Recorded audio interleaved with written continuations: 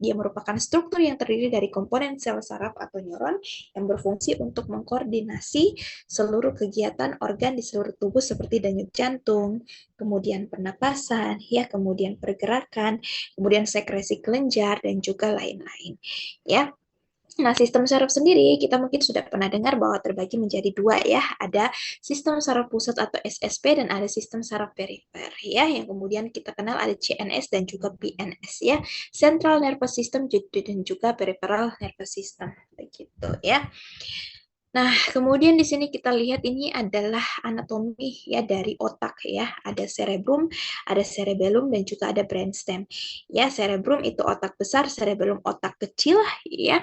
Kemudian di brainstem ini ada pons, medula dan juga ada yang namanya mesencephalon atau otak tengah. Kemudian nanti ada sumsum tulang belakang begitu ya.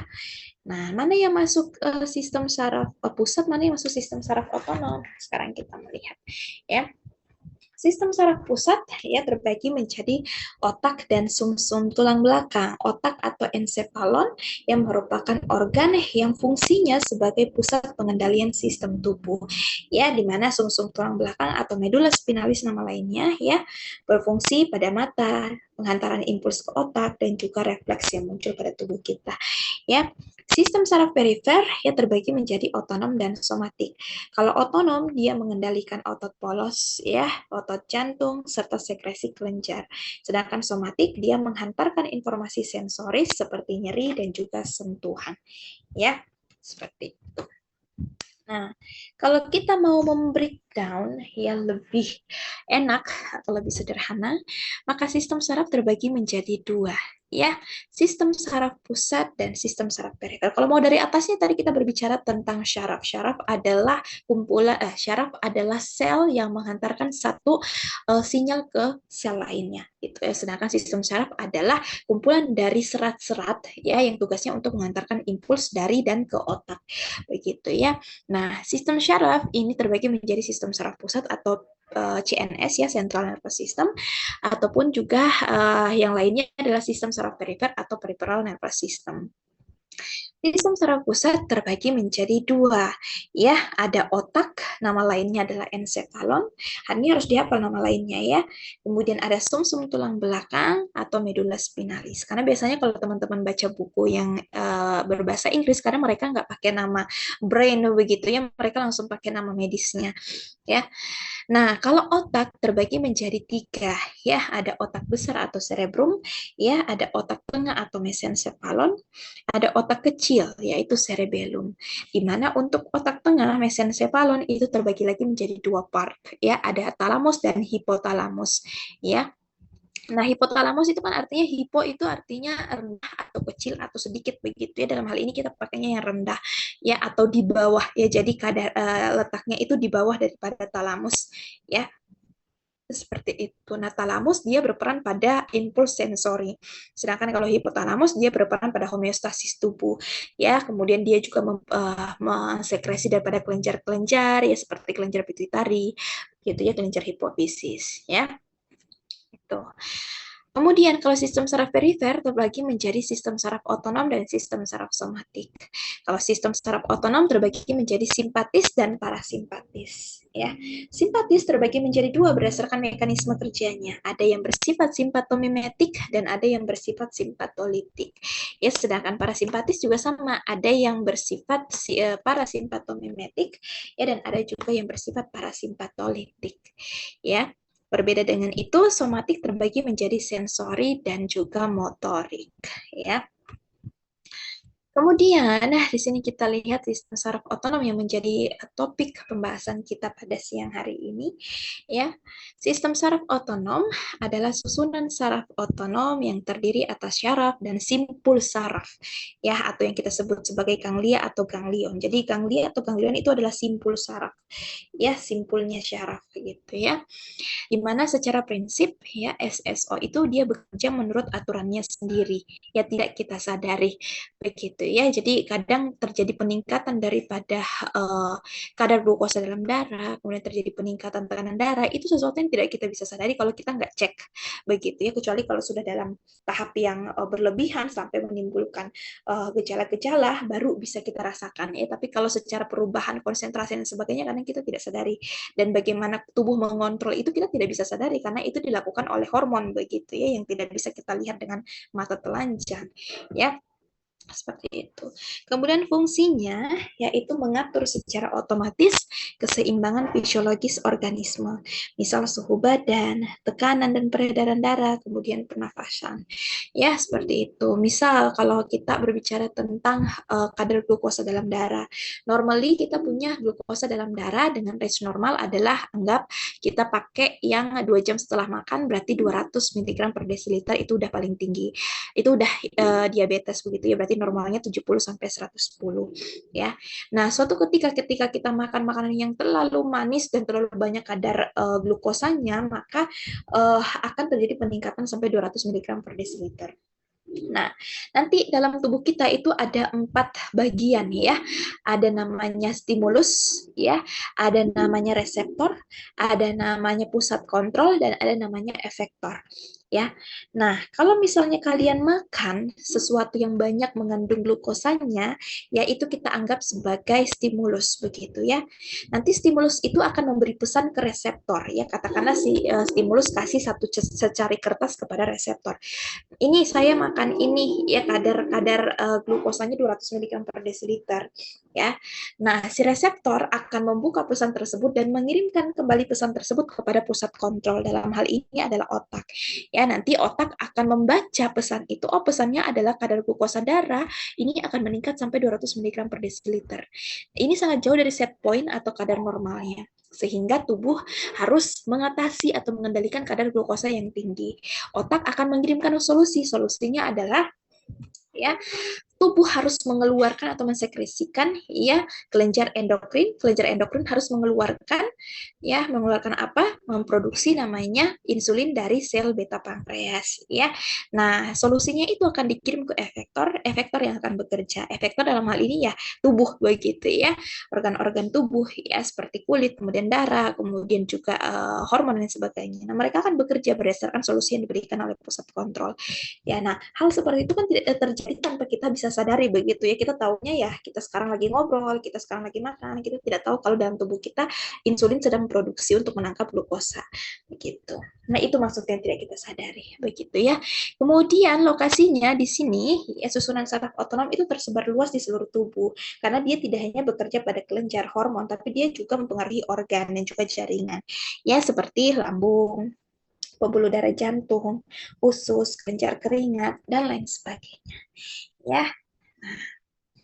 Kemudian, sistem saraf otonom bagian dari sistem saraf tepi yang mengontrol kegiatan organ-organ dalam, ya kelenjar keringat termasuk pembuluh darah, reproduksi, dan juga otot perut. Jadi semua hal yang terjadi dalam tubuh kita itu ya dipengaruhi oleh sistem saraf otonom. Makanya sistem saraf otonom itu kompleksnya bukan main, karena dia ya meskipun dia sistem saraf tepi, tapi karena dia tepi ya makanya dia bekerjanya di hampir seluruh bagian organ tubuh begitu ya. Sedangkan kalau kita bandingkan dengan sistem saraf pusat, ya dia kan controlling begitu ya, dia kan kepala begitu ya. Jadi dia bermainnya hanya di otak dan juga sumsum tulang belakang yang juga sama atau lebih kompleks juga sebenarnya ya. Itu. Nah, ini kalau kita lihat talamus tadi ya. Talamus di bawahnya ada hipotalamus. Ya. Kemudian kita lihat di sini ya teman-teman bahwa ya tadi ya sistem saraf otonom itu mempengaruhi ya, terlibat dalam banyak sekali banyak sekali organ-organ dan juga jaringan begitu ya. Katakanlah di sini ada yang pada sensori, di sini juga pada hati ya, paru-paru, bronkus ya, trakea, laring, faring dan sebagainya. Atau juga bertindak pada motoris ya, seperti pergerakan daripada otot ya, kemudian juga bekerja pada sensori optik dan juga sensori daripada olfaktori, contohnya pada hidung ya, dan banyak sekali organ-organ dan jaringan yang terlibat pada kerja dari sistem saraf otonom ya. Nah, sistem saraf otonom itu terbagi menjadi simpatis dan parasimpatis, seperti tadi yang saya katakan begitu ya, sedangkan somatik terbagi menjadi sensorik dan motorik. Ya. Simpatis adalah suatu bagian saraf otonom yang cenderung bertindak berlawanan terhadap sistem saraf parasimpatis. Ya, seperti mempercepat detak jantung dan menyebabkan kontraksi pembuluh darah. Kemudian sistem ini juga mengatur kelenjar keringat dan merangsang sekresi glukosa dalam hati. Jadi ingat, yang diatur oleh simpatis adalah kelenjar keringat, ya, sekresi glukosa. Ya, sedangkan kalau parasimpatis ya dia lebih ke air liur dan air mata. Ya, di mana parasimpatis merupakan suatu bagian dari saraf otonom yang berperan dalam memperlambat detak jantung. Ya, lihat, ini mempercepat, ini memperlambat, dan melebarkan pembuluh darah. Ya, ini menyebabkan kontraksi pada pembuluh darah. Ya, mengatur kelenjar seperti produksi air mata dan air liur. Ya, kemudian berdasarkan obatnya itu ya dia akan bekerja dengan dua mekanisme. Ya, simpatis ada simpatomimetik dan simpatolitik, parasimpatis ada parasimpatomimetik dan parasimpatolitik. Yang akhirannya mimetik maka artinya merangsang, yang akhirnya litik maka artinya adalah menghambat. Siapa yang dia rangsang, siapa yang dia hambat, ya kata di depannya. Ya, kalau kata depannya adalah simpatis, maka yang dia rangsang atau dia hambat adalah sistem saraf simpatis. Kalau kata depannya adalah parasimpatis, maka yang dia hambat dan dia rangsang adalah sistem saraf parasimpatis. Ya, nah biasanya kerja daripada simpatis dan parasimpatis, majority of them begitu ya, mereka bekerja secara berlawanan. Katakanlah tadi ya, detak jantung ya, simpatis nanti akan menyebabkan takikardia atau menyebabkan mempercepat detak jantung, sedangkan kalau parasimpatis menyebabkan bradikardia atau denyut jantungnya menjadi lambat begitu ya. Kemudian kalau dari sisi pembuluh darah, ya simpatis menyebabkan kontriksi pembuluh darah atau vasokontriksi, sedangkan kalau parasimpatis menyebabkan vasodilatasi, ya. Nah, tapi tidak semuanya, ya, majority, ya, kebanyakan sistem simpatis dan parasimpatis berlawanan, satu menghambat, satu menstimulasi, satu menurunkan, satu meningkatkan, satu melebar, satu menyempitkan, begitu ya.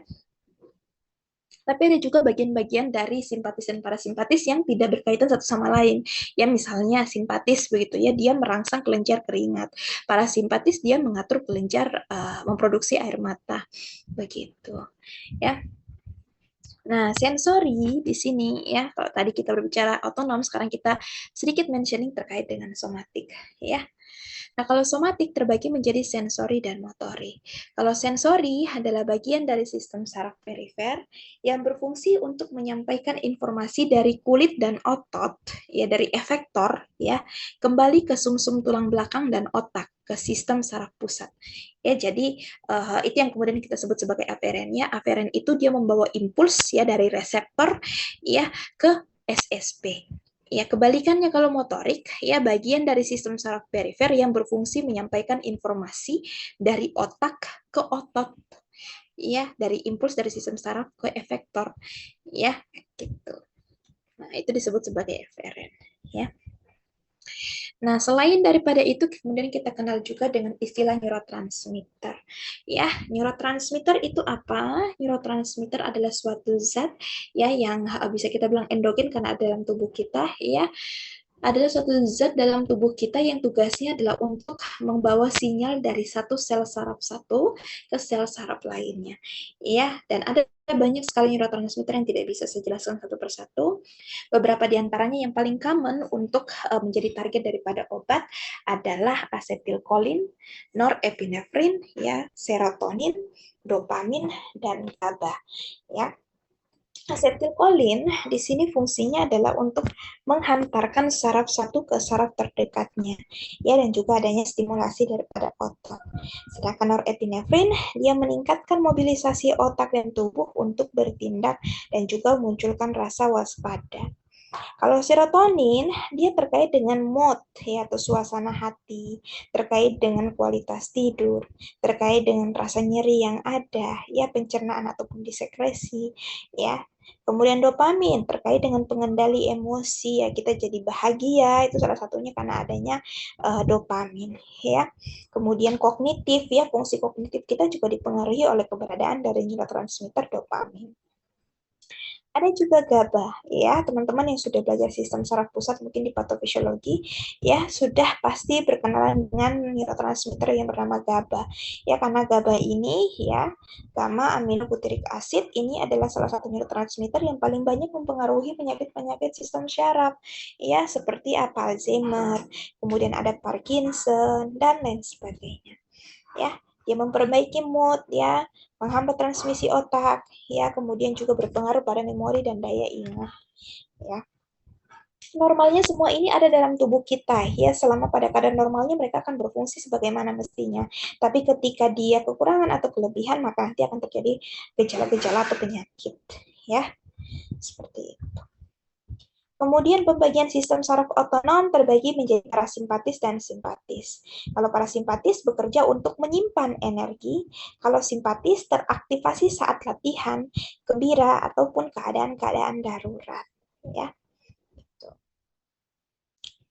Berdasarkan lokasinya, ya perbedaan dari parasimpatis dan simpatis adalah kalau parasimpatis dia meninggalkan saraf pusat melalui saraf kranial dan sakral. Jadi kalian harus pelajari banyak-banyak ya sistem saraf ya di medula spinalis itu terbagi menjadi beberapa dan ada apa saja ya sumsum tulang belakang itu ada tulang apa saja ada tulang lumbar, tulang toraks, ada kaudal, kemudian ada apa lagi? Dorsal begitu ya, itu harus dihafal plus jumlah-jumlahnya ya urutannya dari nomor satunya yang mana nomor duanya yang mana karena itu kan saling apalagi kalau toraks ya toraks itu kan saling hadap-hadapan begitu ya yang mana nomor satu mana nomor dua itu harus diketahui letaknya yang mana ya.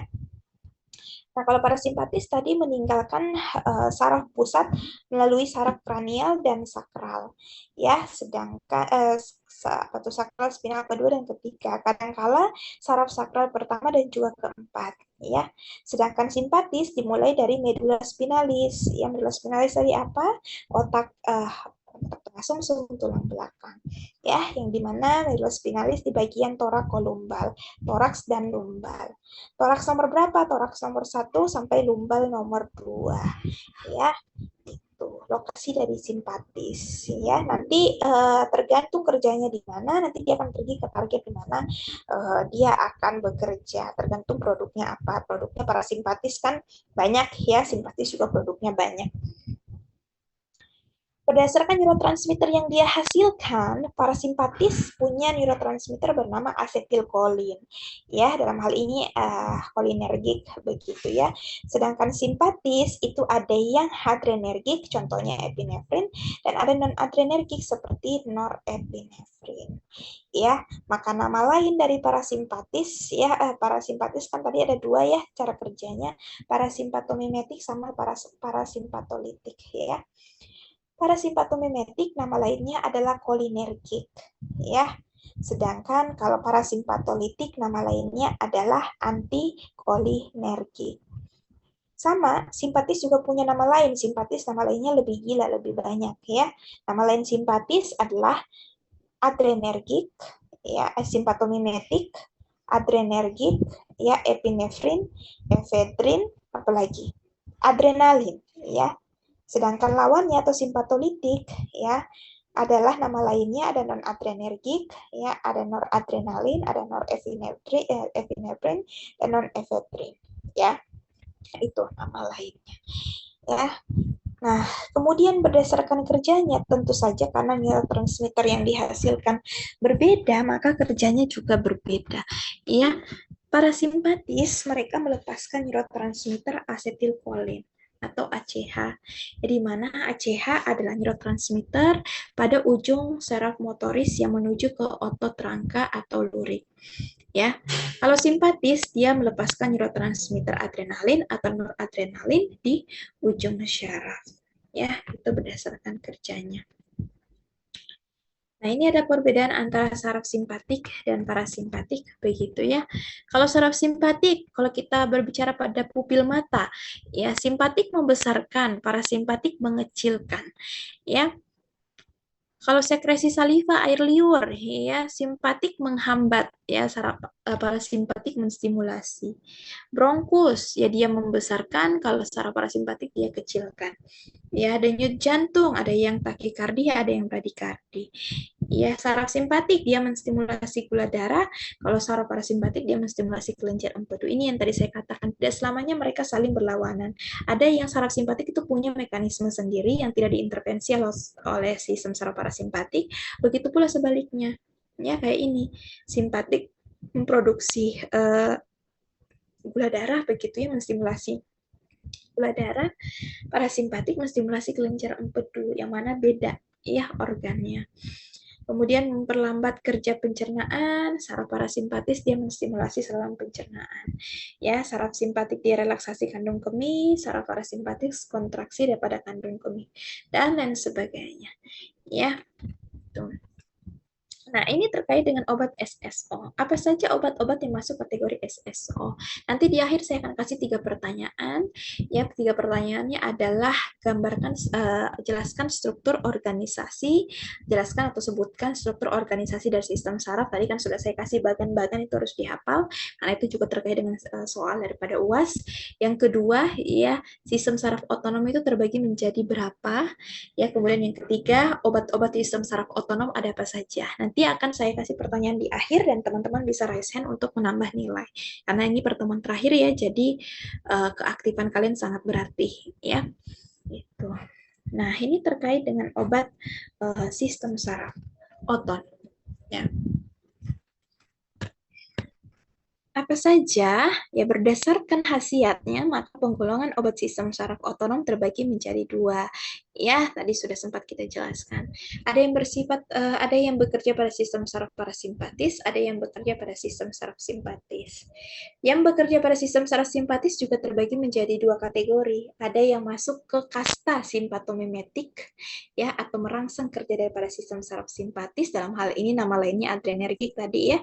Ada juga yang menghambat kerja dari sistem saraf simpatis ya, misalnya dia menghambat sistem parasimpatis, berarti dia kalau saraf simpatis kerjanya adalah menghambat sekresi saliva, berarti simpatolitik adalah dia menstimulasi sekresi saliva. Makanya ya, simpatolitik ya itu sama dengan parasimpatomimetik ya, paham ya? Simpatolitik itu sama dengan parasimpatomimetik. Kerja daripada parasimpatis ketika dihambat, maka simpatis akan terstimulasi. Begitu pula sebaliknya, ya.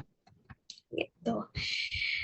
Mana nih, merangsang ya, misalnya ya juga simpatomimetika merangsang atau meniru efek organ yang dilayani syaraf simpatis. Misalnya contohnya ya ada noradrenalin, ada efedrin, ada isoprenalin, ya kemudian ada amfetamin.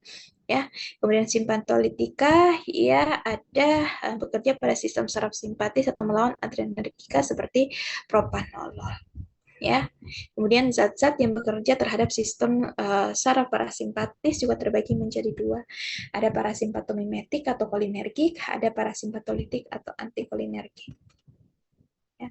Parasimpatomimetik di sini dia bekerja merangsang organ yang dilayani oleh saraf parasimpatis dan meniru efek perangsangan oleh asetilkolin. Contohnya pilokarpin dan pisostigmin. Ya, jadi ingat. Kemudian parasimpatolitik, ya, antikolinergik, dia bekerja melawan efek parasimpatomimetik, ya. Contohnya alkaloid belladonna seperti skopolamin, ya. Gitu. Jadi kalau parasimpatolitika, maka dia pasti simpatomimetika.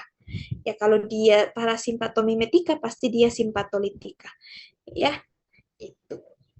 Oke, itu berdasarkan khasiat. Berdasarkan penggolongannya juga ya, berdasarkan reseptor yang dia targetkan, di sini kita bisa lihat obat-obat adrenergik. Ya, ini obat adrenergik ya. Contohnya ada adrenalin.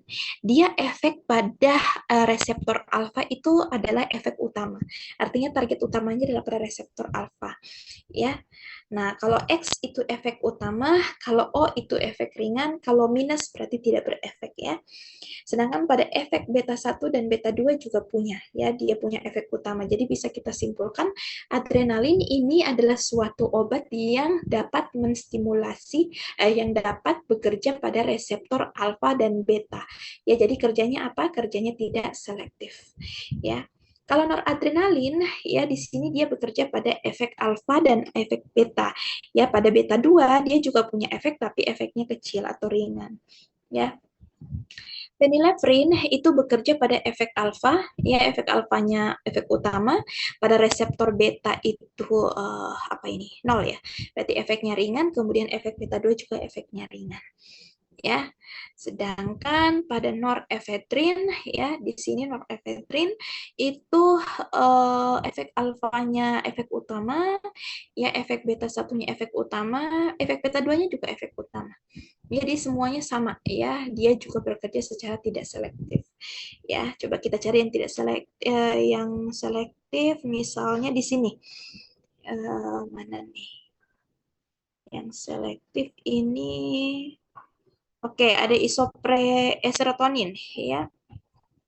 Serotonin ya efek alfanya itu adalah efek utama ya. Efek beta satunya juga efek utama.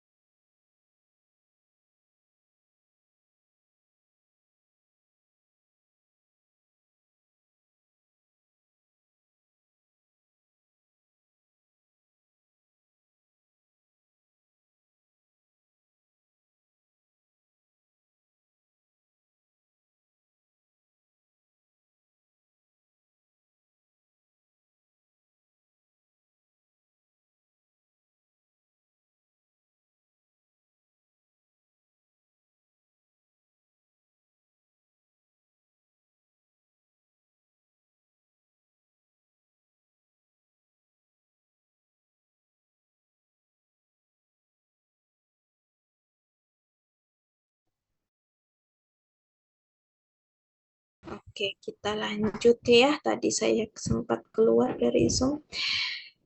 Oke, jadi ada yang dia spesifik pada reseptor alfa, ya, ada yang spesifik juga pada reseptor beta, tapi betanya juga beta 1, ada juga yang reseptor beta 2, gitu ya. Jadi beda-beda untuk adrenergi. Kemudian ada amfetamin, di sini amfetamin dia masuk di psikotropika, masih ingat? Psikotropika golongan berapa? Golongan 1, iya. Kalau saya tidak salah, teman-teman bisa coba di-upgrade lagi, siapa tahu sudah pindah mungkin ya, tapi kayaknya masih tetap di golongan 1 ya. Amfetamin dan turunannya, efek alfanya efek utama. Jadi dia tujuan utamanya adalah untuk bekerja pada reseptor alfa. Sedangkan pada reseptor beta 1 dan beta 2 itu efeknya ringan. Ya tidak menjadi tujuan atau target utamanya. Ya, seperti itu. Kemudian di sini obat SSO itu ada obat kolinergik, golongan obatnya ada kolinergik, ya ada adrenergik, ya. Nah, kolinergik juga ada antikolinergik, adrenergik juga ada non-adrenergik, ya. Kita akan masuk ke obat kolinergik, ya. Nah, kolinergik di sini ada golongan. Jadi, kolinergik itu udah golongan besarnya, ada subgolongannya lagi namanya esterkolin, antikolinesterase, ada alkaloid sama struktur baru. Ya, nanti di dalam-dalamnya lagi masih ada lagi tuh sub-sub golongan ya. Jadi, golongan obat itu banyak sekali ya. Di sini contohnya kita ambil reseptor kolinergik, kita pelajari dulu ya. Reseptor kolinergik itu terdapat pada semua ganglia, ya, semua ganglia, ya, sinaps dan juga neuron postganglioner dari saraf pusat, ya, dari SP ya di pelat ujung otot lurik dan di bagian SSP sistem ekstrapiramidal, ya. Kemudian neurotransmitter dari neuron kolinergik adalah asetilkolin, di mana reseptor dari kolinergik ini terbagi menjadi 2, ada muskarinik ya disingkat menjadi M dan ada nikotinik disingkat menjadi N ya. Nah, reseptor muskarin terbagi menjadi 3 subtipe. Ya, ada subtipe M1, ada subtipe M2, dan ada subtipe M3. Ya, M1 itu jaringan yang dia bekerja atau pengaruhi itu ada sel saraf ya, neuron-neuron, ada ganglia simpatis ya tujuannya untuk aktivasi dan ada yang tujuannya untuk pelepasan adrenergi. Ada juga M2 bekerja pada miokard dan jaringan nodus. Ya, contohnya stimulasi yang dihasilkan adalah bradikardia atau memperlambat denyut jari jantung. Ya. M3 fokus pada jaringan kelenjar eksokrin. Kalau teman-teman ingat, pankreas kan terbagi menjadi 2 kelenjar ya. Kalau berdasarkan sistem kelenjar, ada sistem kelenjar eksokrin dan kelenjar endokrin. Ya, kelenjar eksokrin dia dibuat dari kumpulan dari beberapa sel atau pulau acini, sedangkan kalau endokrin ya dia apa namanya ada namanya pulau Langerhans ya. Pulau Langerhans di dalamnya ada ribuan daripada sel alfa beta gamma delta ya, nanti produksinya bisa glukagon, bisa insulin ya, bisa yang lain-lain ya. Itu. Nah, klasifikasi daripada kolinergik ya. Kalau berdasarkan kerjanya, kolinergik dibedakan menjadi kerja langsung dan tidak langsung.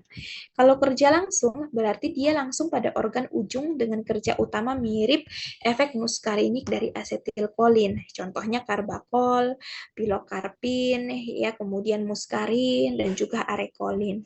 Ya. Semua obat ini bersifat hidrofil kecuali arekolin, ya. Ada juga yang bekerja tidak langsung. Dengan cara apa? Caranya dia menghambat nih penguraian daripada asetilkolin secara reversibel atau secara sementara. Ya, contohnya pisostigmin, neostigmin, kemudian ada uh, piridostigmin yang masuk dalam kategori obat antikolinesterase.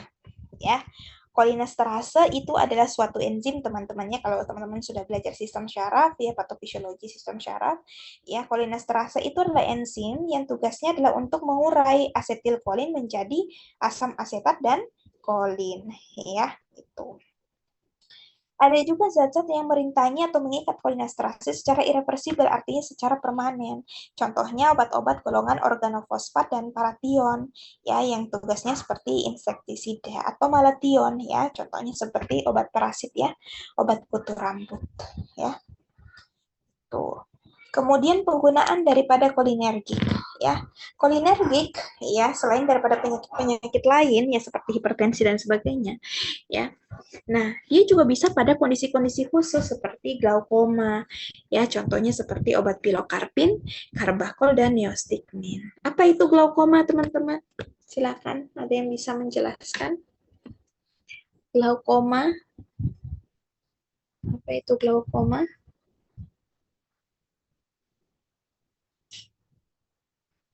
Apa itu glaukoma, teman-teman?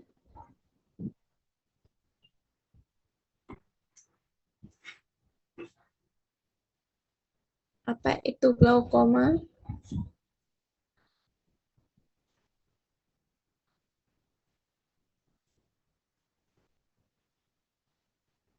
Glaukoma. Apa itu glaukoma? Ini penyakit yang sering terjadi. Ya, silakan Dina Arisanti.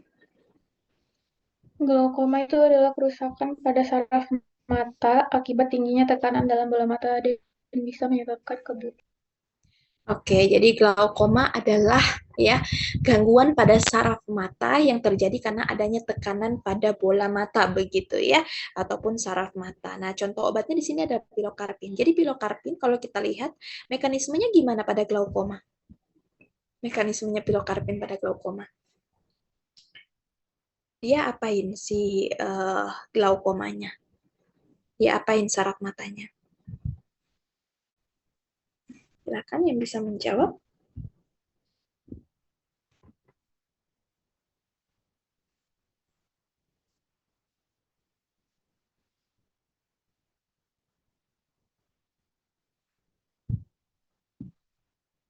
Kan?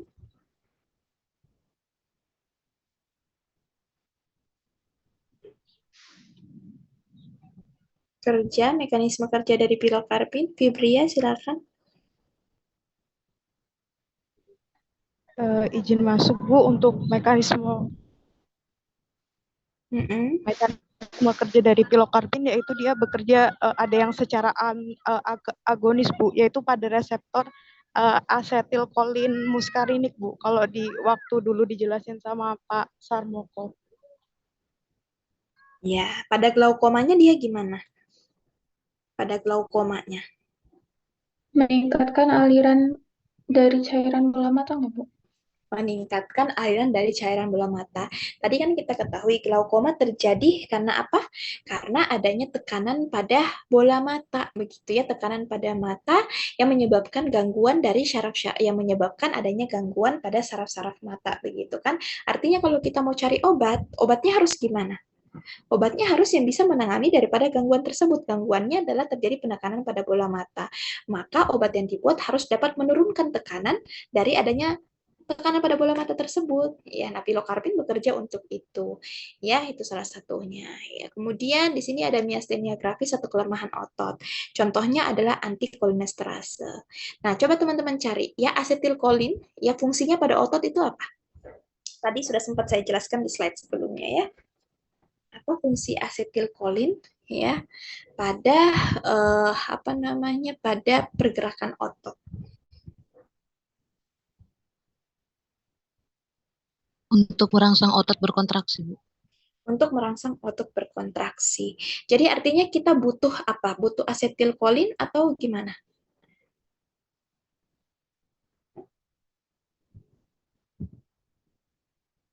Nah, ini kan miastenia gravis adalah penyakit yang ditandai dengan adanya kelemahan otot. Ya, contoh obatnya adalah antikolinesterase. Ya, antikolinesterase. Ya, berarti contoh obatnya seperti fisostigmin dan neostigmin. Nah, kerjanya gimana? Coba Viso atau Neo kerjanya gimana untuk apa namanya untuk mengatasi miastenia gravis ini?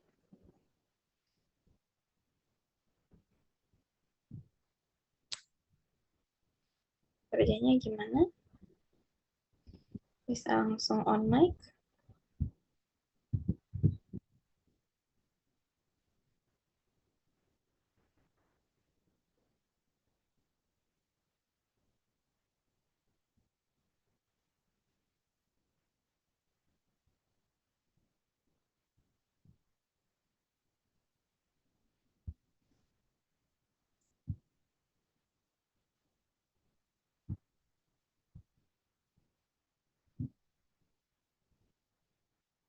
Apa?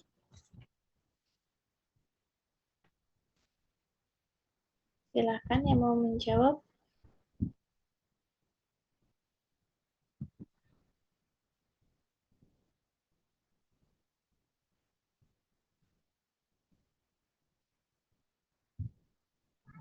Memperlambat dari kerja asetilkolinnya Bu. Memperlambat dari kerja asetilkolin. Emang asetilkolin tadi apa fungsinya untuk meningkatkan kontraksi otot. Meningkatkan kontraksi otot. Berarti yang kita butuhkan adalah ototnya relaksasi begitu. Iya. Iya Bu. Ya, maka kita butuh yang kerjanya berlawanan atau sejalan dengan asetilkolin. Yang berlawanan Bu. Berlawanan ya, maka kita butuh antikolinesterase ya. Oke. Kemudian mana nih? Demensi Alzheimer contohnya Retacrin dan rivastigmin, kemudian atonia atau kelemahan otot polos contohnya karbakol dan neostigmin begitu ya.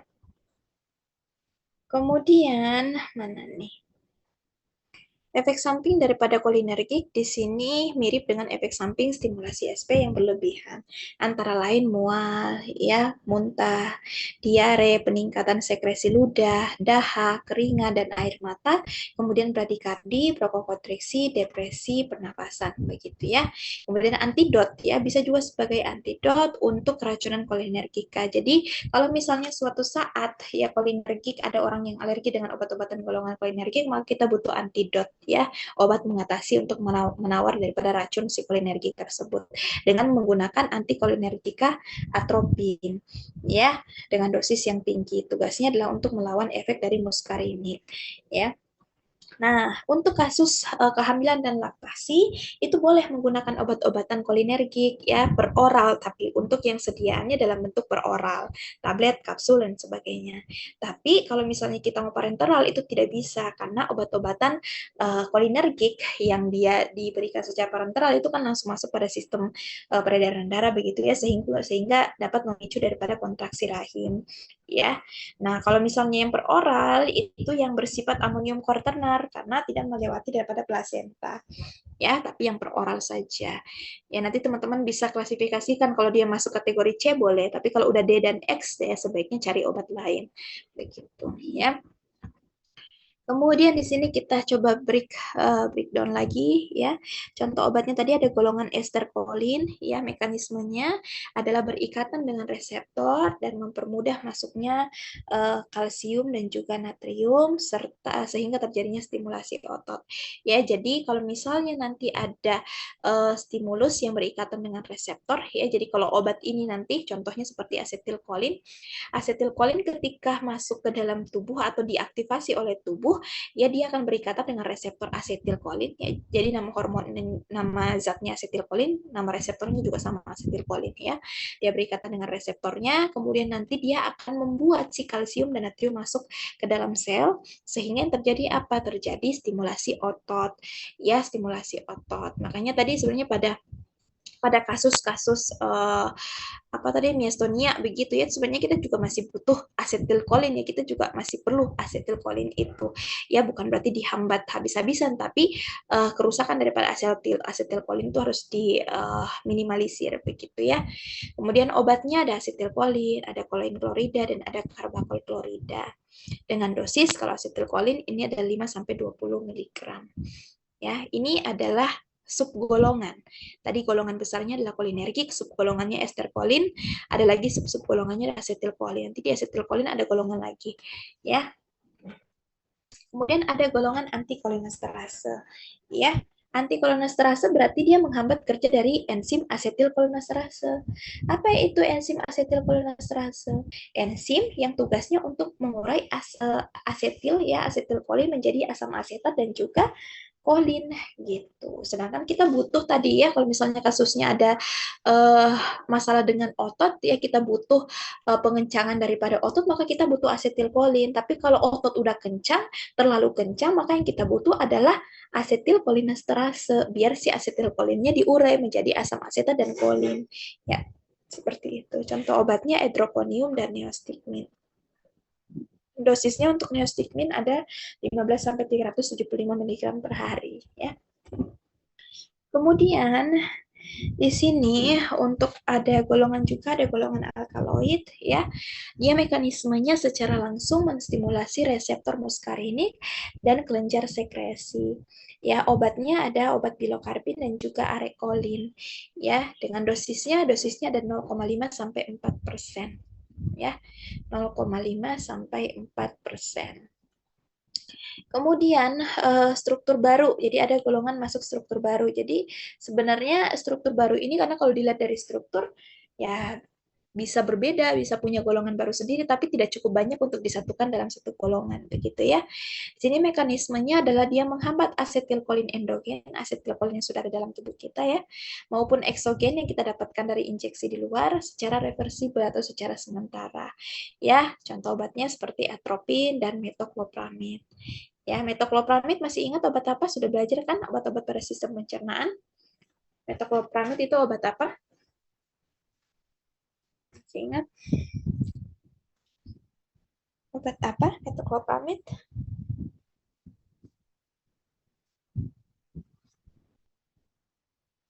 Metoclopramid obat apa? Teman-teman?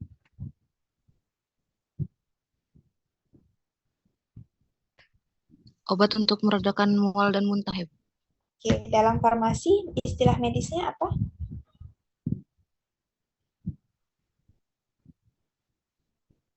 Istilah medisnya apa? Istilah medisnya apa? Profilaksis mual.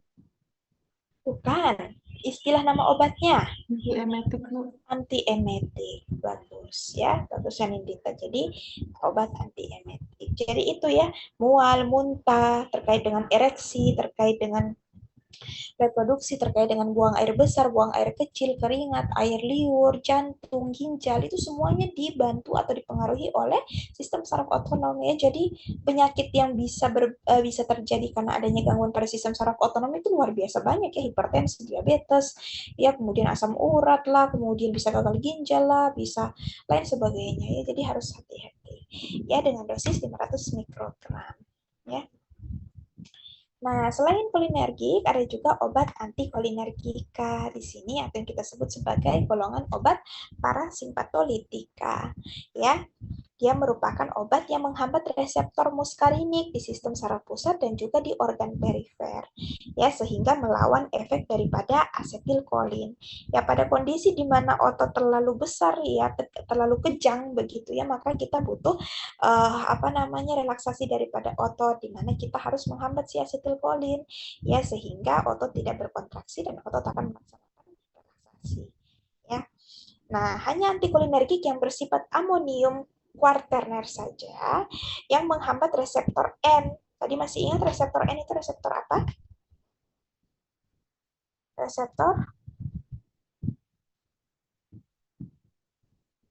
Reseptor N itu reseptor apa?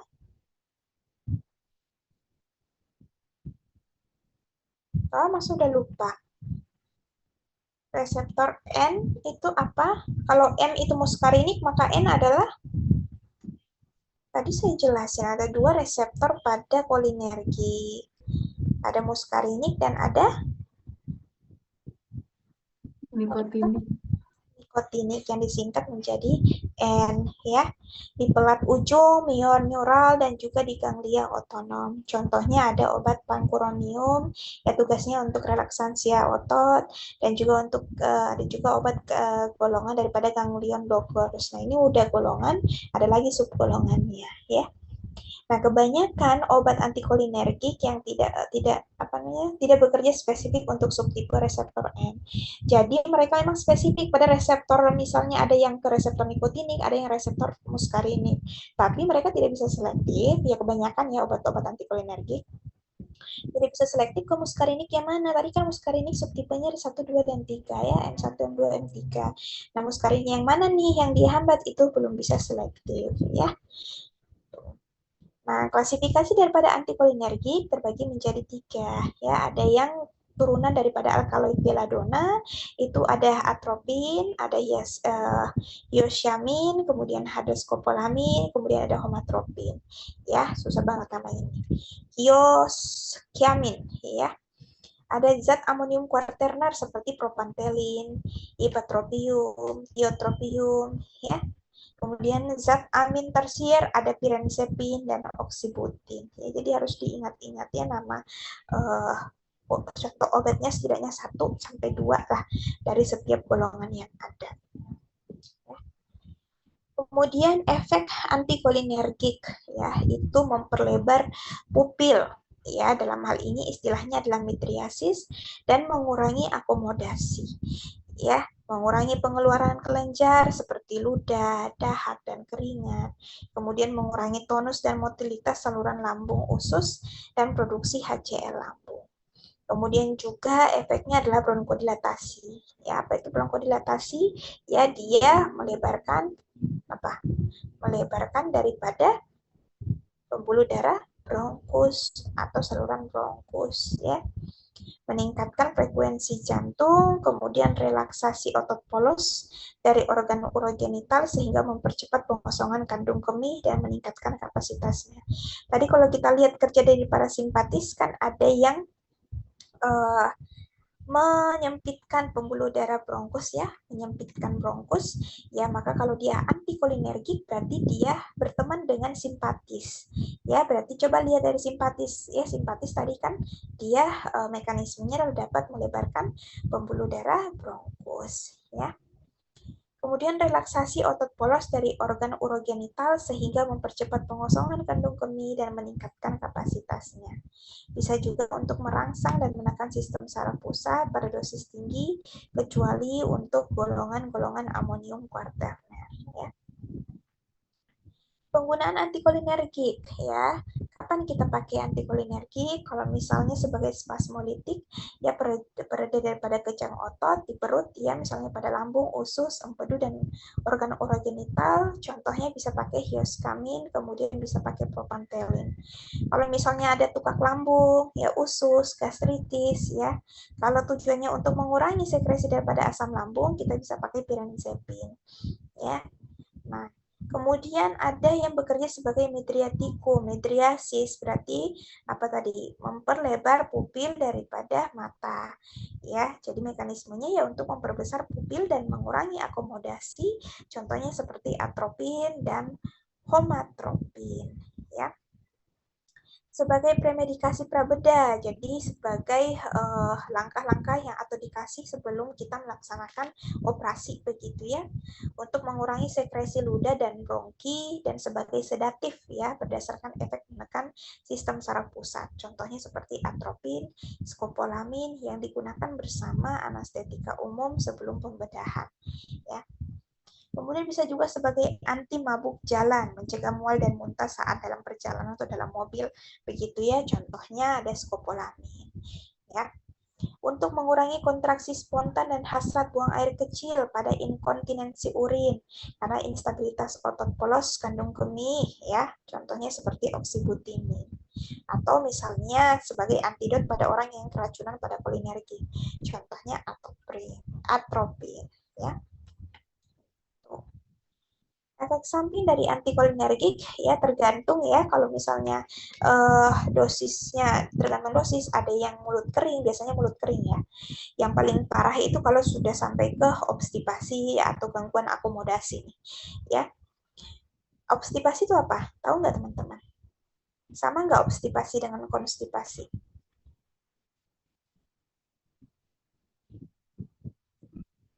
Sama nggak obstipasi sama konstipasi teman-teman? Ada yang mau menjawab?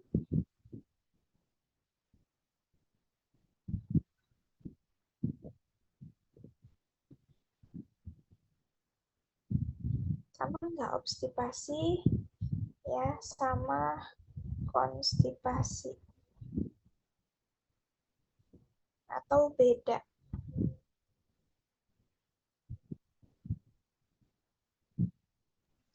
Kalau obstipasi itu bentuk lebih parah dari konstipasi. Kalau konstipasi kan dia cuma nggak bisa buang air gitu kan, Bu. Nah, kalau obstipasi itu dia bisa sampai nggak bisa buang angin sama sekali. Oke, ya, kalau konstipasi itu sebenarnya masih bisa buang air, tapi memang festusnya udah luar biasa padat begitu ya, luar biasa padat begitu. Jadi durasi buang air besarnya jadi lebih lama dan mungkin frekuensinya jadi lebih sedikit begitu ya. Sedangkan kalau misalnya obstipasi itu betul-betul saking padatnya festusnya sampai tidak bisa buang air begitu, dan itu adalah efek dari adanya penggunaan obat-obat antikolinergika ya. Gitu. Ada juga retensi urin. Jadi urin menjadi tertahan, artinya susah untuk buang air kecil, ya. Aritmia, gangguan irama jantung, kemudian midriasis atau terjadinya pelebaran, dan juga berkeringat berlebih. Itu karena ada gangguan setelah kita ada gangguan pada si sistem saraf parasimpatis, ya, yang terjadi karena adanya antikolinergik atau obat-obatan yang bekerja pada simpatomimetik, ya, obat yang merangsang kerja daripada sistem saraf simpatis. Pada dosis tinggi timbul efek sentral seperti gelisah, bingung, eksitasi, dan halusinasi. Ya, zat-zat amonium quaternar dalam dosis tinggi menghasilkan efek nikotinik, khususnya penghambatan ganglion, misalnya pada hipotensi dan impotensi. Ya, jadi kalau penyakit-penyakit ini juga terkait gara-gara si zat amonium quaternarnya diberikan dalam dosis yang terlalu besar. Kemudian pada kehamilan dan laktasi hanya atropin yang dapat digunakan, yang lain belum cukup data mengenai keamanannya. Ya karena kebanyakan ya obat-obat golongan antikolinergi kalau kalau nggak di golongan X ya D gitu ya. Nah atropin ini dia masuk kategori apa di FDA pada keamanan pada ibu hamil?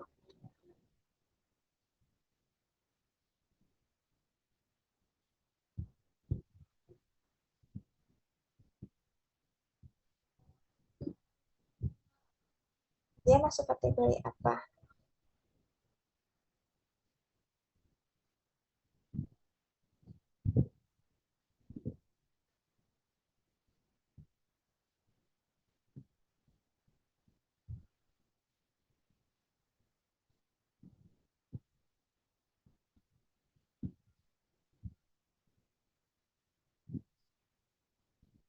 Mana ini suaranya? Atropin masuk kategori apa pada FDA untuk kehamilan?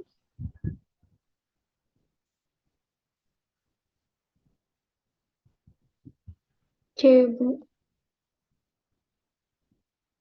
C. Kalau C berarti dia masih bisa lah dipakai ya, masih aman gitu ya. Ya kalau misalnya D itu ya karena keamanannya, karena kegunaannya atau kebermanfaatannya masih lebih tinggi daripada kerugiannya atau efek sampingnya juga masih diperbolehkan, tapi udah harus hati-hati gitu ya, berbeda dengan yang kategori C yang masih uh, bisa dipakai begitu ya, tergantung monitoring dan pertimbangan dari dokter begitu ya. Nah, itu terkait dengan kolinergik dan juga antikolinergik. Sekarang kita masuk ke obat adrenergik. Kemarin kalian waktu di praktikum SSO, begitu ya, obatnya ada apa aja? NACMC, pilokarpin, sama propanolol ya? Iya, Bu. Coba masih ingat nggak hasil praktikumnya apa? Yang paling banyak mempengaruhi sistem saraf otonom, obat yang mana? Masih ingat?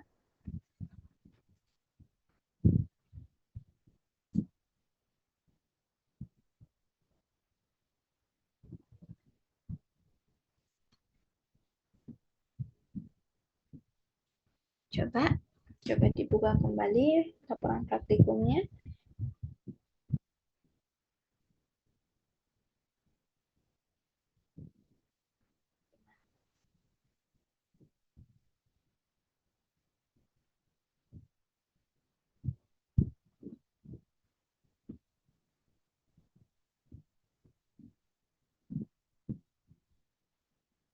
Loh, nggak ada yang jawab.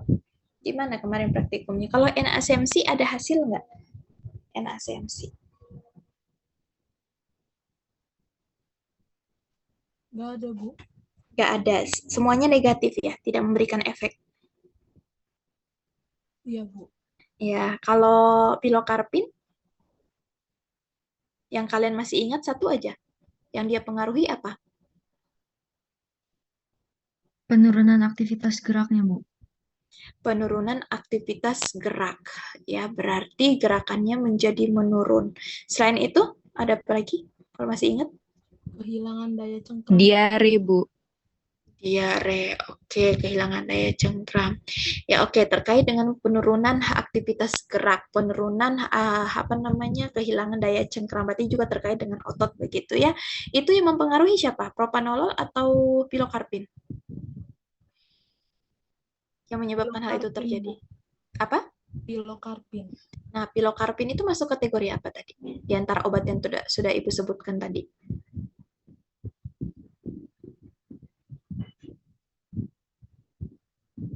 Dia masuk di kategori obat apa? Kolinergik, antikolinergik, adrenergik, antiadrenergik. Oke, coba nanti teman-teman catat ya efek yang dihasilkan pilokarpin sama propanolol apa, terus dicocokin dia kenanya di kolinergik, adrenergik atau yang mana ya. Nanti di akhir akan saya buka kembali pertanyaannya untuk dijawab dan silakan raise hand untuk menambah nilai ya. Nah, sekarang kita masuk dulu ke adrenergik. Ya, jadi secara umum adrenergik itu ada golongan adrenergik, ada golongan non adrenergik, ada golongan alpha blocker dan juga ada golongan beta blocker. Ya. Nah, kapan digunakan adrenergika? Penggunaan daripada adrenergik yaitu pada kondisi seperti shock ya, guna memperkuat kerja jantung ya pada beta 1 ya, dan juga melawan hipotensi ya. Melawan hipotensi alfa 1 ya, contoh adrenalin dan noradrenalin. Ya, pada kondisi asma untuk bronkodilatasi pada reseptor beta 2, contohnya ada salbutamol, turunannya ada adrenalin dan efedrin. Ya, seperti itu. Nah, salbutamol ini tahu nggak obat apa? Tahu nggak obat apa salbutamol?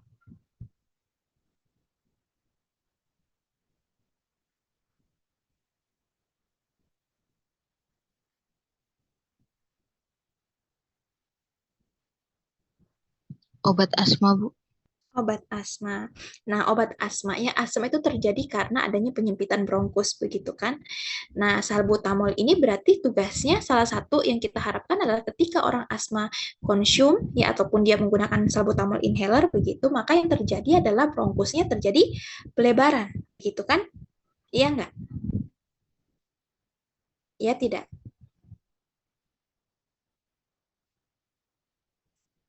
Iya enggak? Iya, Bu. Ya, maka yang kita butuhkan adalah obat yang bekerja pada sistem saraf simpatis atau parasimpatis.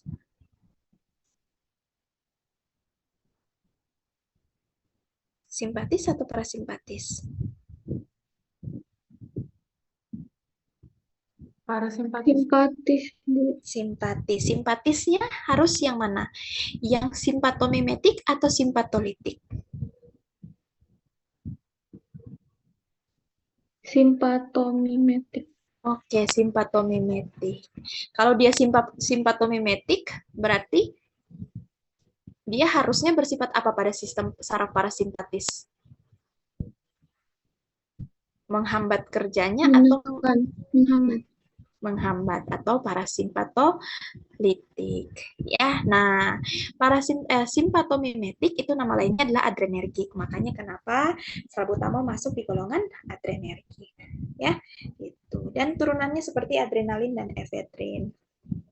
Pada hipertensi dapat menurunkan ketahanan perifer dan juga dinding pembuluh darah dengan menghambat pelepasan dari Na ya pada reseptor alfa 2 dan reseptor alfa 1. Contohnya seperti obat propanolol. Masih ingat obat propanolol? Obat apa? Obat pada penyakit apa? Jantung. Jantung. Spesifiknya apa nama penyakitnya? Kan penyakit jantung banyak ya, kardiovaskular banyak. Umumnya dia dipakai untuk penyakit apa? Ini bisa dibaca padahal udah ada di PPT saya ya. Kemarin juga udah kita bahas di 2 pertemuan Partok sebelumnya ya. Penyakit apa? Penyakit apa teman-teman? Saya nggak bisa jawab. Propanolol. Hipertensi, Bu. Hipertensi. Golongan? Beta blocker.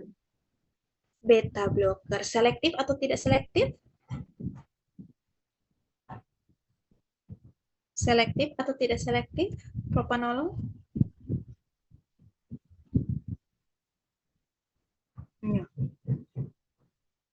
Selektif apa enggak? Kalau dia selektif kan cuma satu saja yang dia hambat reseptornya kan. Tapi kalau dia tidak selektif maka dia tidak bisa menghambat yang spesifik, dia menghambat reseptor yang ada apa aja gitu kan. Nah, gimana? Jadi propanolol ini dia selektif atau tidak selektif, teman-teman? Non-selektif, Bu. Non-selektif ya, karena dia tidak bisa memilih secara spesifik ya. Nah, kemudian sebagai vasodilator perifer di sini pada reseptor beta 2 di betis, contohnya ada bluformedil pada penyakit claudicatio intermittens ya. Pada pilek guna menciutkan mukosa yang bengkak ya, dalam hal ini reseptor alfa, contohnya ada turunan imidazol, efedrin dan adrenalin. Ya, sebagai midriatikum guna melebarkan pupil ya. Kemudian contohnya penyelefrin dan juga napazolin. Atau pada kasus obesitas yaitu untuk menekan nafsu makan. Ya, jadi ada yang teman-teman yang males ya, pengen kurus tapi bagaimana caranya untuk menekan nafsu makan? Nah, secara konvensional ada obat fenfluramin dan juga mazindol. Tapi lebih baik pakai jahe aja ya yang aman. Atau enggak pakai kedelai ya. Kemudian pada nyeri haid dan menghambat kontraksi untuk relaksasi otot rahim, spesifik pada beta 2 contohnya ada ritodrin ya. Berikut penggunaan daripada obat-obat adrenergika, pada kasus apa saja dia bisa digunakan ya. Nah, sekarang kita lihat ya. Pada subgolongannya ada alpha blocker ya. Alpha blocker secara mekanisme dia menghambat reseptor, namanya juga alpha blocker, berarti menghambat reseptor alpha ya. Reseptor alpha baik secara selektif maupun non selektif ya. Jadi alpha blocker ada alpha blocker selektif, ada alpha blocker non selektif. Nanti ya tadi adrenergik kan golongan ya, golongan dari SSO ya. Adrenergik juga punya subgolongan namanya alpha blocker, beta blocker, adrenergik, non adrenergik ya. Alpha blocker juga punya subtipe, subgolongan, subgolongan ya, nanti akan saya jelaskan lagi ya. Di sini contoh obatnya ada ergotamin sama terazosin ya, dengan dosis 20 mg per hari. Nah, ada 3 jenis alpha blocker ya. Ada yang tidak selektif, ada yang selektif pada alpha 1, ada yang selektif pada alpha 2 ya. Yang selektif pada alpha 1 contohnya seperti daripada quinazolin, contohnya yang zinzin ya, prazosin, terazosin, tamsulosin, serta urapidil ya untuk hipertensi dan hiperplasia prostat ya. Sedangkan yang fokus selektif pada alpha 2 blocker ya, di situ contohnya seperti yohimbin, contohnya prodisiaka ya. Yang tidak selektif artinya dia bisa menghambat alpha 1 dan alpha 2. Di situ ada contohnya ventolamin ya untuk hipertensi dan disfungsi daripada ereksi. Ya. Tuh. Next, kita pindah di beta blocker. Ya. Oke. Beta blocker ya. Beta blocker di sini dia secara umum yang menghambat reseptor beta baik secara selektif maupun non selektif. Jadi sama dengan reseptor alfa ya, dia juga punya selektif sama non selektif. Contoh obatnya ada atenolol sama propanolol. Dosisnya 50 sampai 100 mg per hari untuk atenolol ya. Nah, pertanyaan saya, ini kan beta blocker ada yang selektif sama non selektif. Nah, kira-kira di antara atenolol sama propanolol mana yang selektif, mana yang non selektif? Silakan yang mau menjawab.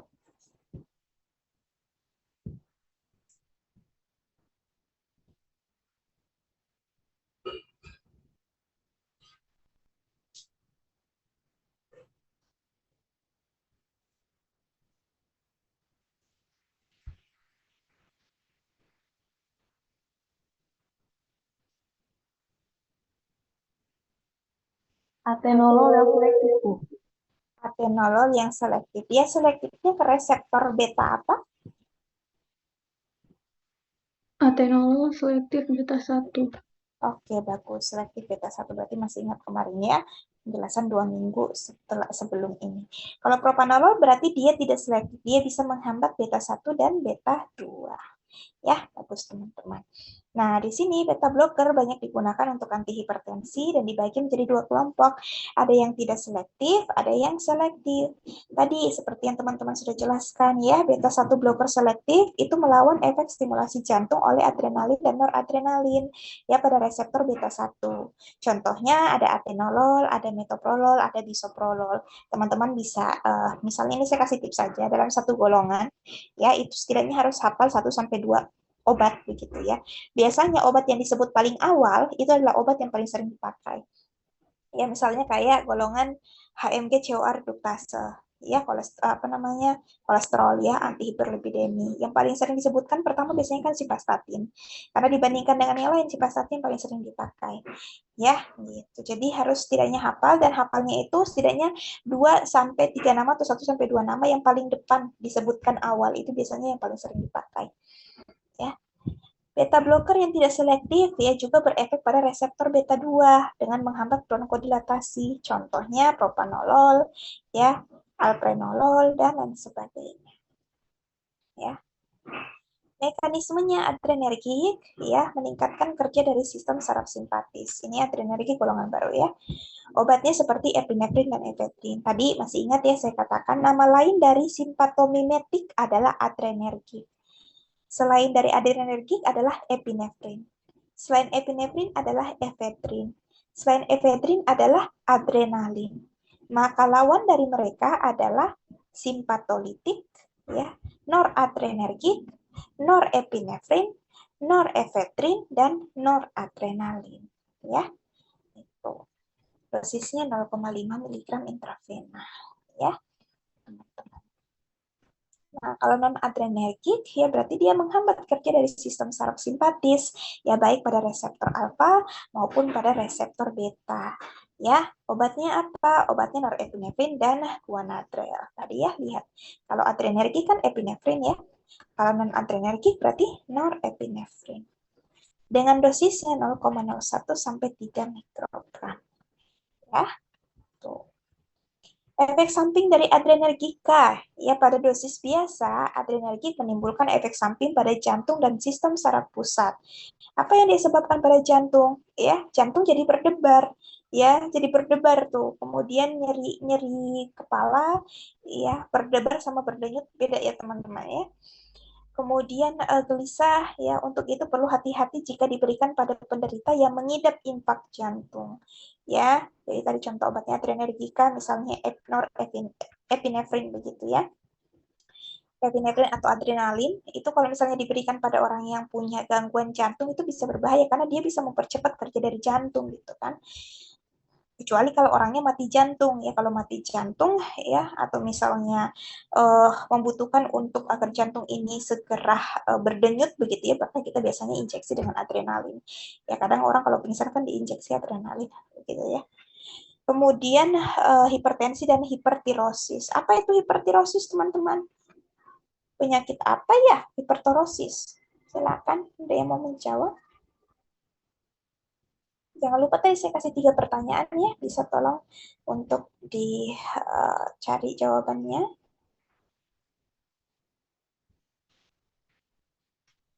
Apa itu hipertirosis?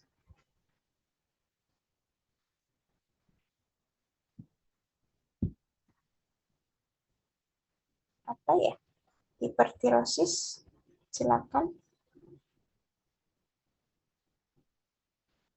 Tirosis. Silakan dicari ya, nanti di akhir akan saya tanya lagi. Ya, kemudian takifilaksis ya, bila digunakan lama, efek ini semacam resistensi yang terjadi jika diberikan berulang pada waktu yang singkat. Contohnya efedrin dan adrenergi kerja tak langsung karena habisnya cadangan noradrenergi. Ya. Nah, kemudian ada obat-obatan yang bekerja secara antagonis pada reseptor ya adrenalin dan juga obat-obatan yang terkait ya. Kemudian ada juga obat-obatan ya yang fokus pada reseptor adrenergik baik alfa dan beta ya. Mereka tidak fokus pada ya transduksi sinyalnya ya, tapi pada afinitasnya ya.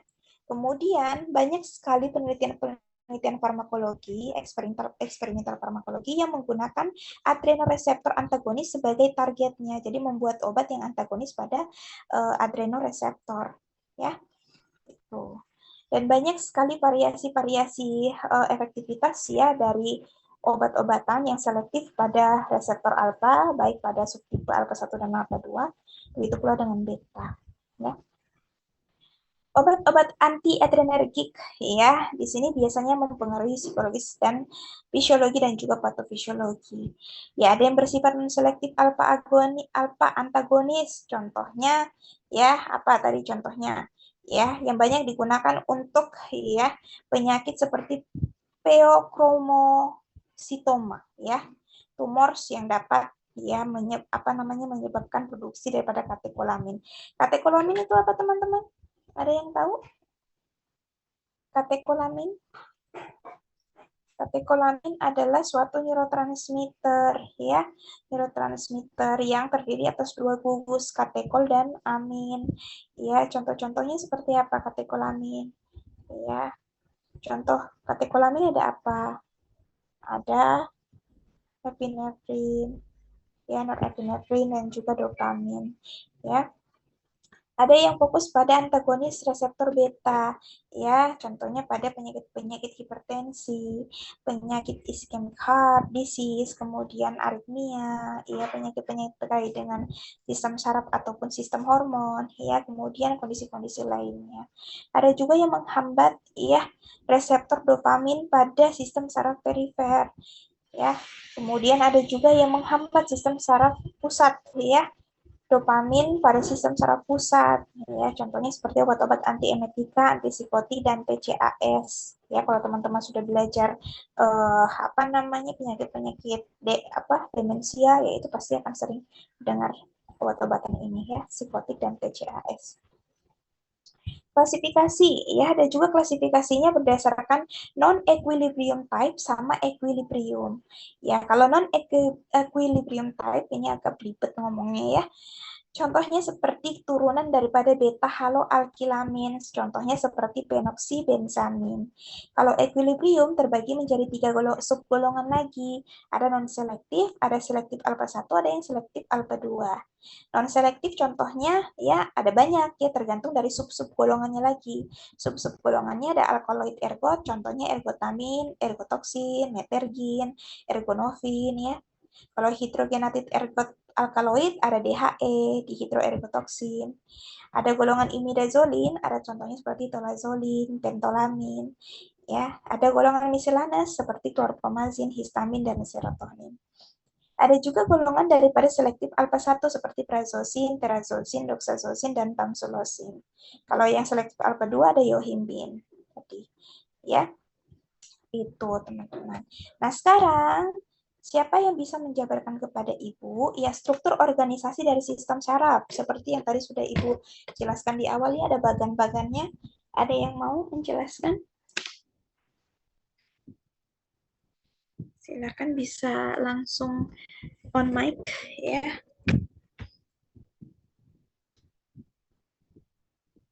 Siapa yang mau menjelaskan? Ya, struktur organisasi dari sistem syaraf terbagi menjadi berapa? Tadi sistem syaraf apa dan apa sampai bawah-bawahnya itu. Ada yang bisa menjelaskan? Menyebutkan kembali, silakan.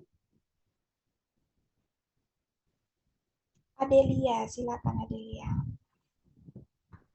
Iya, Bu, izin menjawab. Jadi sistem saraf itu struktur yang terdiri dari komponen-komponen sel saraf. Fungsinya itu untuk mengkoordinasi seluruh kegiatan organ. Terus sistem saraf itu dibagi jadi dua, ada sistem saraf pusat sama sistem saraf perifer. Kalau sistem saraf pusat itu ada otak sama sumsum tulang belakang. Otak itu untuk pusat pengendalian sistem tubuh, kalau sumsum tulang itu untuk penghantar impuls ke otak. Terus kalau sistem saraf perifer itu ada otonom sama somatik. Kalau otonom itu untuk mengendalikan otot jantung dan otot polos. Kalau somatik itu untuk menghantarkan informasi sensori. Terus ada juga di sistem saraf pusat ini kalau lebih spesifiknya itu ada otak. Otak itu ada otak besar, ada otak tengah, ada otak kecil. Otak tengah itu ada dua. Ada talamus sama hipotalamus.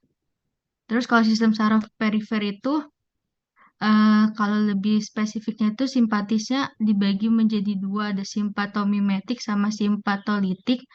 Terus kalau parasimpatiknya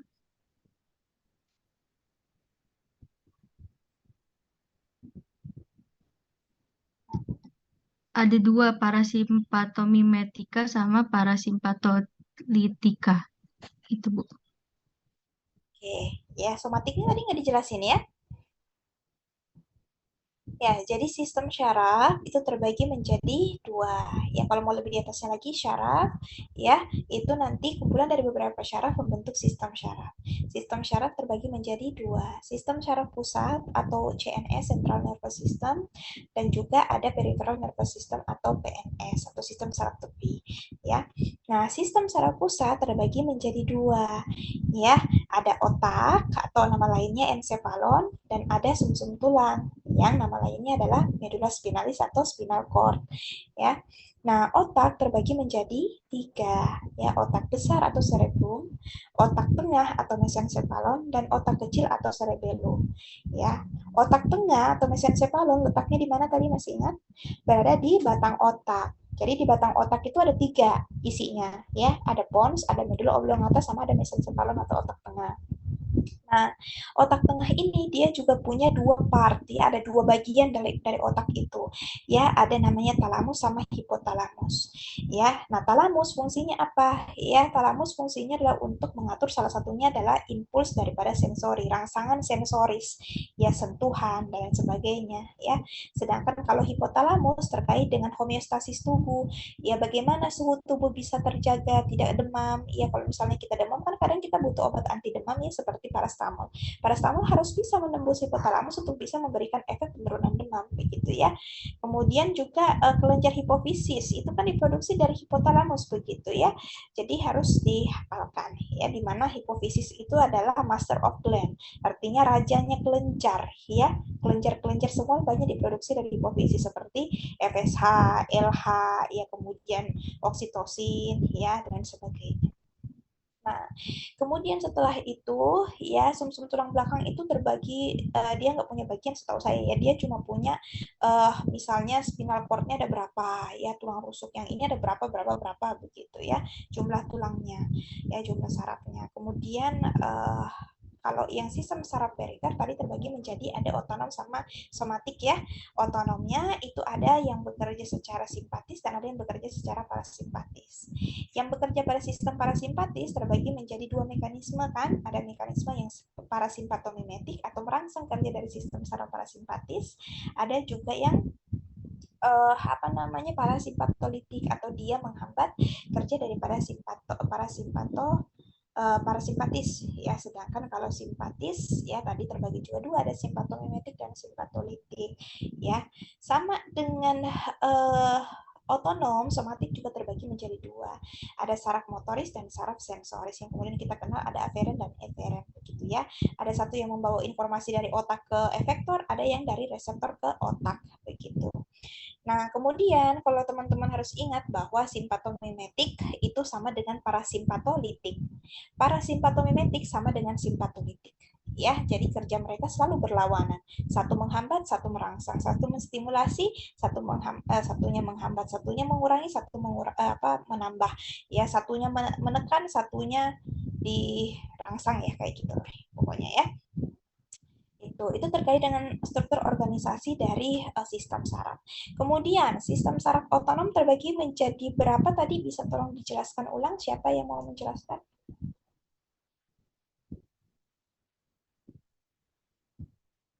Ayo. Siapa yang mau menjelaskan, teman-teman?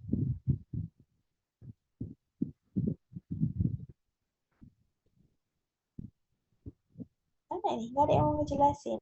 Ada ya silakan Fibri Anggra ini. Izin masuk Bu, untuk pembagian atau klasifikasi dari saraf otonom itu sendiri ada dua, yaitu simpatis sama parasimpatis. Untuk simpatis itu sendiri kan dia saraf otonom yang cenderung bertindak berlawanan sama sistem saraf parasimpatis. Sedangkan parasimpatisnya itu dia kan berperannya untuk memperlambat denyut jantung sama memperlebar dari pembuluh darah. Kalau yang simpatis itu sendiri dia seperti kayak mengeluarkan kelenjar keringat sama menyebabkan kontraksi dari pembuluh darah. Terus tadi juga dijelaskan mengenai simpatomimetik sama simpatolitik. Untuk simpatomimetik itu sendiri kan dia obat-obat yang digunakan untuk merangsang kerja dari saraf simpatik, sedangkan simpatolitik itu lawannya Bu, yaitu menghambat dari kerja saraf simpatis. Oke, baik. Masih ingat tadi saya kasih pertanyaan? Salbutamol tadi ya, kayaknya udah dijawab apa ya? Salbutamol tadi dia kerjanya untuk apa? Untuk penyakit apa? Salbutamol?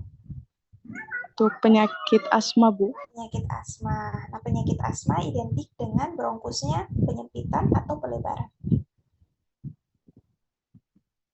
Coba. Menyempit, Bu. Menyempit. Maka kita butuh obat yang dapat melebarkan saluran bronkus, begitu kan? Nah, obat apa yang bekerja untuk itu? Golongannya golongan apa? Simpatis, bekerja pada simpatis atau bekerja pada parasimpatis? Simpatis Bu, atau simpatomimetik. Oke, bagus, simpatomimetik. Ya, berarti parasimpatolitik ya. Baik. Nah, terakhir pertanyaannya adalah, tadi pertanyaan saya kayaknya ada banyak ya. Tapi ini yang terkait dengan sistem saraf otonom. Coba silakan satu orang ya untuk menyimpulkan golongan-golongan obat dari sistem saraf otonom ada apa saja? Tadi kan ada obat kolinergik, antikolinergik, adrenergik, sama non-adrenergik ya. Kalau kolinergik tadi contoh obatnya apa? Kolinergik? Contoh obat kolinergik ada apa? Pilocarpin. Pilokarpin ya. Oke. Kalau anti kolinergik contoh obatnya?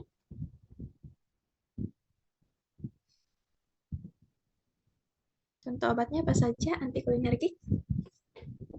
Atropin, Bu. Atropin. Yang bersifat sebagai adrenergik contoh obatnya apa?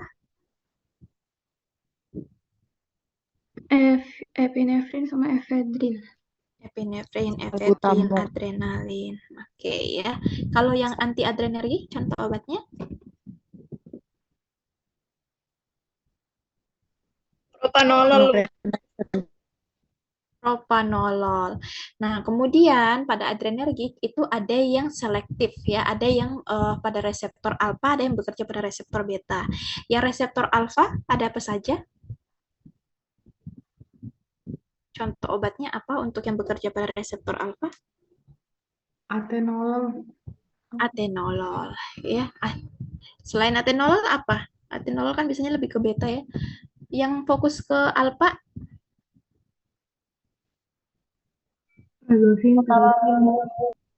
apa? Tadi sudah ada yang betul? Apa?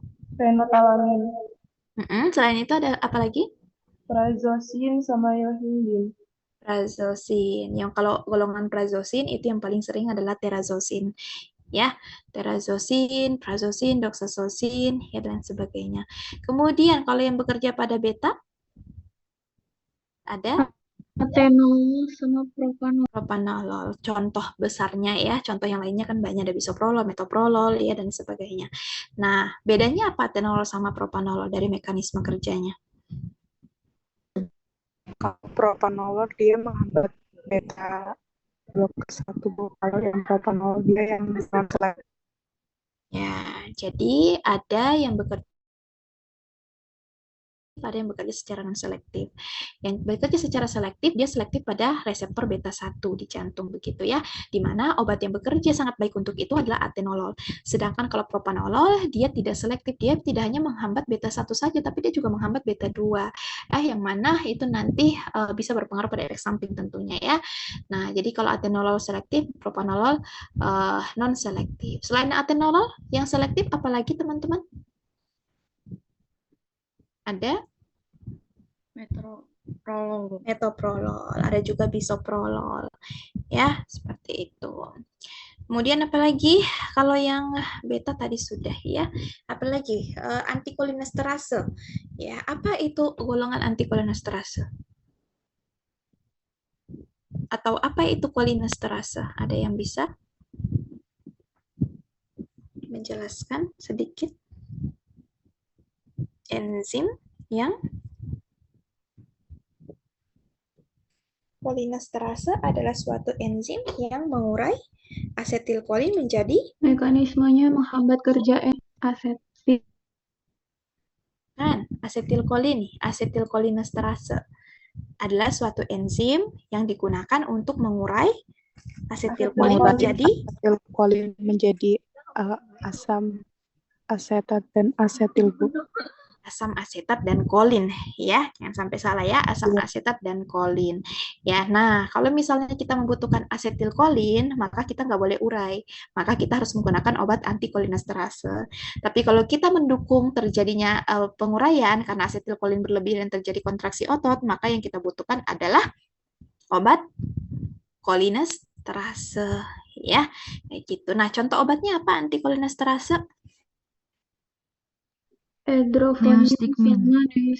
Neostigmin. Coba neostigmin, mekanisme kerjanya apa? Pada otot atau apa secara umum, silakan.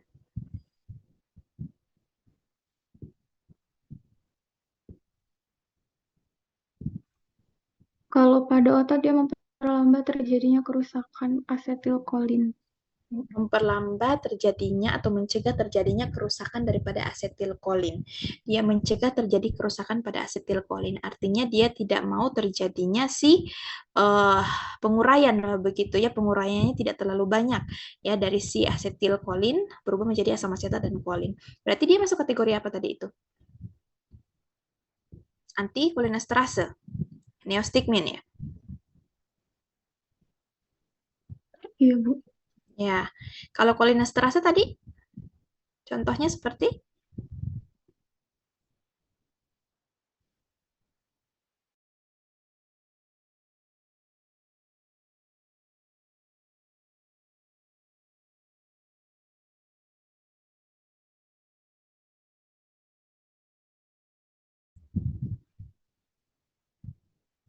Kolinesterase.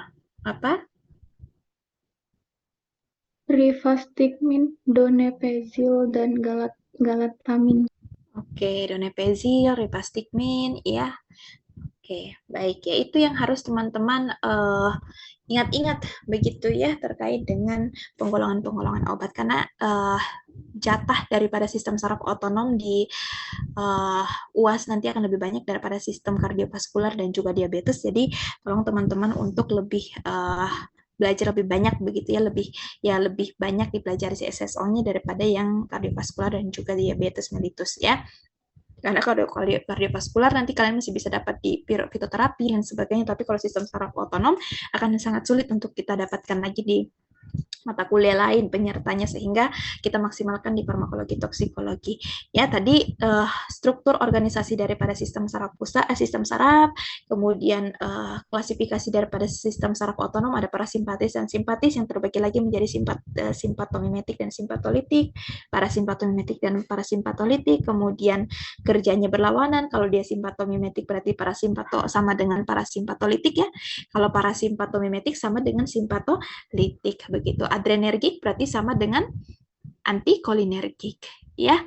Kolinergik berarti sama dengan noradrenergik. Begitu, itu nama-nama lainnya harus di ini karena setiap referensi yang kalian baca mungkin tidak menganut parasimpatomimetik dan simpatomimetik. Mungkin mereka menggunakan istilah kolinergik dan adrenergik begitu ya, ataupun noradrenalin dan atropin atau pilokarpin begitu ya. Itu yang teman-teman harus ingat. Kemudian juga penggolongan-penggolongan obatnya dari SSO, ya tadi ada golongan kolinergik, ada antikolinergik, ada adrenergik, dan juga anti-adrenergik. Ya. Kemudian untuk yang anti-adrenergik tadi ada yang selektif pada alfa 1 dan alfa 2, alfa 1, alfa 2, dan juga beta 1, dan juga non-selektif itu juga harus dihafal setidaknya 1-2 obat dari golongan tersebut. Ya, kayak tadi atenolol, propanolol itu udah cukup, ya udah bagus teman-teman bisa menjawab terkait dengan itu. Ya, itu mungkin teman-teman terkait dengan materi kita pada siang hari ini. Ya, teman-teman bisa nanti kita bertemu lagi di UAS begitu ya, dan juga untuk praktikumnya ketua kelasnya mungkin sudah diingatkan juga oleh asisten praktikumnya ya, agar segera menghubungi Pak Sarmoko ya, karena besok kalian praktikum farmakologi ya, praktikum terakhir, jadi dimaksimalkan ya, karena ini praktikum pertama di Indonesia ya terkait dengan farmakogenomik, jadi harus betul-betul kalian harus bangga ya bisa praktikum itu karena belum ada di Indonesia praktikum tersebut ya. Itu teman-teman. Baik, saya cukupkan sampai di sini. Terima kasih banyak teman-teman atas partisipasinya. Semoga apa yang kalian dapatkan hari ini bisa bermanfaat begitu ya. Dan sebelum saya tutup ya, saya mengucapkan mohon maaf lahir dan batin ya. Selamat berlebaran ya, sudah mau hari pendidikan juga besok ya.